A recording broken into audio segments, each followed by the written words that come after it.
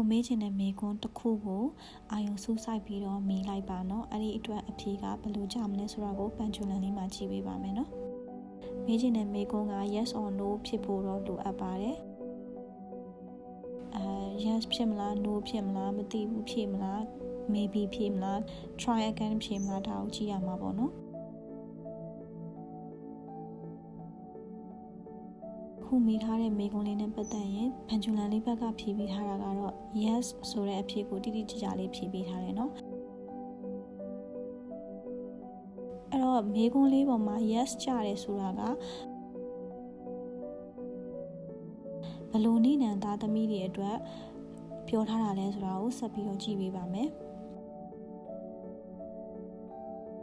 အဲ့တော့အခုမေးတဲ့မေးခွန်းကိုမေးထားတဲ့သူတွေထဲမှာတနင်္ဂနွေသားသမီးဆိုလို့ရှိရင်တော့သူ့ရဲ့မေးခွန်းအတွက် yes ဆိုတဲ့အဖြေက energy ကိုင်းညီပါမယ်နော်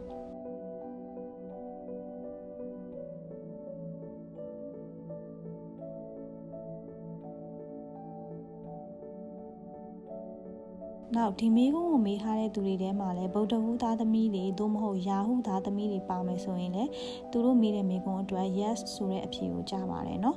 အဲ့တော့ဒီ yes ဆိုတဲ့အဖြေကြားလာဖို့အတွက်အချိန်ကာလဘယ်လောက်ကြာမလဲဆိုတာကိုဆက်ပြီးတော့ကြည့်ပေးပါမယ်เนาะ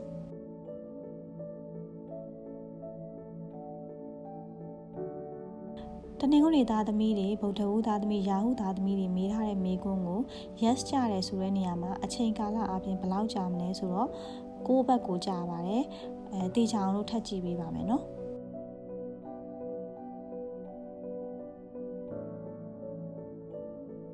အဲ့တော့အဖြေကတနင်္ဂနွေသားသမီးတွေယာဟုသားသမီးဗုဒ္ဓဟူးသားသမီးတွေအတွက်မေးထားတဲ့မေးခွန်းကို yes ကြဖို့ဟာ6ခဏကြာတယ်ဆိုတော့6ရက်6ဘတ်6လအတွင်းမှာဖြစ်လာဖို့ရှိပါတယ်နော်